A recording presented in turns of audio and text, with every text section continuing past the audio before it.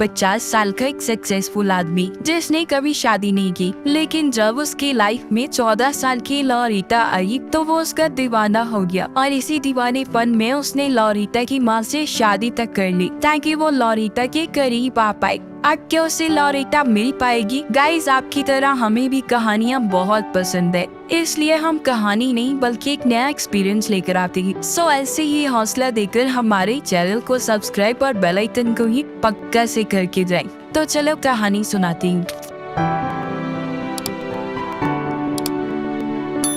कहानी शुरू हुई 1950 अमेरिका हम्बर्ट से, जो काफी जख्मी हालत में गाड़ी चला रहा था। उसके चेहरे पर खून लगा था। वो किसी के ख्यालों की आगोश में खोया हमें कहता है, लॉरिटा मेरी जिंदगी। यहाँ से हम हम्बर्ट के बचपन को देखते हैं। जब वो 14 साल का था तो उसे पहली बार एनाबेल नाम की लड़की से प्यार हुआ था। ये वक्त हम्बर्ट के लिए बहुत अनमोल था, लेकिन उनका प्यार ज्यादा दूर तक टिक नहीं पाया क्योंकि एक बीमारी के चलते एनाबेल की मौत हो गई थी, जिससे हम्बर्ट बुरी तरह टूट चुका था। वो दिन था और आज का दिन। आज तक हम्बर्ट को कभी किसी से प्यार नहीं हुआ। इस हादसे को कई साल गुजर चुके थे। आज 40 साल के अधेड़ उम्र हम्बर्ट को एक PhD कॉलेज में प्रोफेसर की जॉब मिलती है, जो कि उसे अगले सेमेस्टर से ज्वाइन करनी थी। पर वो इसी समर की छुट्टियों में अमेरिका के लिए निकल पड़ता है क्योंकि वो अब एक फ्रेंच कल्चर पर बुक लिख रहा था, जिसे उसने इन्हीं छुट्टियों में खत्म करना था। और यहाँ पर वो मिसेस हिज के घर रुकने वाला था। लेकिन हम्बर्ट जब घर की हालत देखता है तो वो अपना इरादा बदल लेता है और ऊपर से मिसेस हिज कुछ ज्यादा ही नजदीकियाँ बढ़ा रही थी, इसलिए हम्बर्ट वहाँ से जाने लगता है। पर तभी लॉरिटा को देखकर उसके कदम रुक जाते हैं तो उसे एनाबेल की याद आती है। लॉरिटा भी एनाबेल की तरह ही खूबसूरत थी। हम्बर्ट ने अपनी पूरी उम्र एनाबेल जैसी लड़की ढूंढने में निकाल दी थी और आज उसके सामने ऐसी लड़की थी जिसने उसे एनाबेल की याद दिला दी। तो हम्बर्ट उसी गंदे घर में रहना शुरू कर देता है जहाँ से वो छुप छुप कर लॉलिटा के पागलपन को निहारा करता था। वैसे तो लॉलिटा सिर्फ 14 साल की थी, पर वो अपनी उम्र से कुछ ज्यादा ही समझदार थी।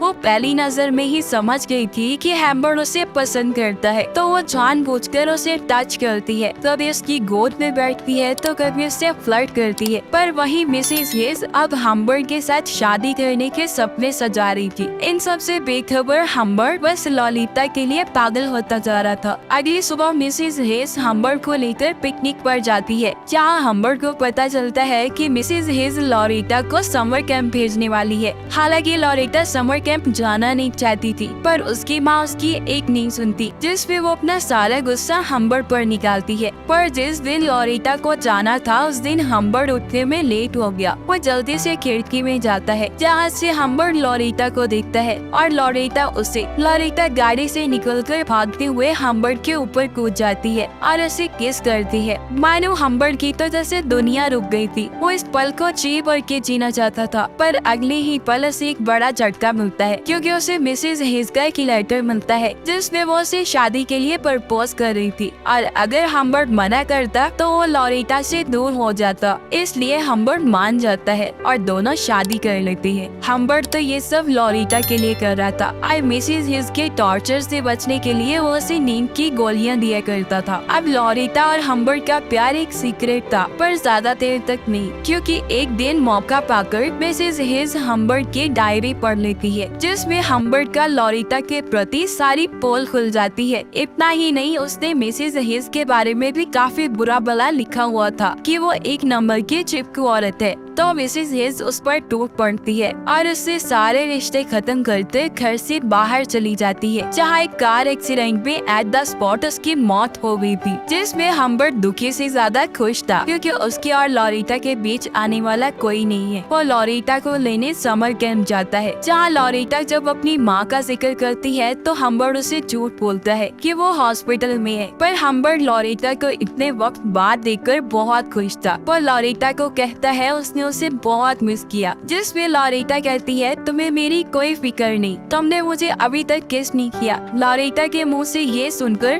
दोनों ही एक पैशनेट किस करते हैं। आज रात को दोनों एक होटल में रुकने वाले थे, जहाँ लॉरिटा क्लेयर नाम के आदमी को देखकर आकर्षित हो जाती है। पर वहीं हम्बर्ट को लग रहा था कि यह कोई डिटेक्टिव है जो उन पर नजर रखे हुए है। पर होटल के बंद कमरे में इनका रिश्ता किससे कई गुना आगे बढ़ चुका था। अगले दिन गैस स्टेशन पर लॉरेटा हॉस्पिटल का नाम और नंबर पूछती है क्योंकि उसे अपनी माँ से बात करनी थी, जिस पे हम्बर्ट उसे बता देता है कि उसकी माँ की कार एक्सीडेंट में डेथ हो गई। ये मोमेंट लॉलिता के लिए बहुत शॉकिंग था। वो रात भर बस रोते रही, जिस पे हम्बर्ट उसे संभाल लेता है। पर अब इनके पास घर लौटने की कोई वजह नहीं थी, इसलिए दोनों अमेरिका घूमने निकल पड़ते हैं, जहाँ ये दोनों कई होटल्स में रुकते हैं और एक कपल की तरह मस्ती करते हैं। और फाइनली छुट्टियाँ खत्म हो गई थी तो हम्बर्ट लॉलिता को लेकर PhD कॉलेज में जाता है, जहाँ खुद वो जॉब संभालता है और लॉलिता को स्कूल में भर्ती करवा देता है। पर वहाँ भी ये दोनों रुकने का नाम नहीं ले रहे थे। हालांकि दुनिया के सामने एक बार बेटी थे, पर बंद कमरे में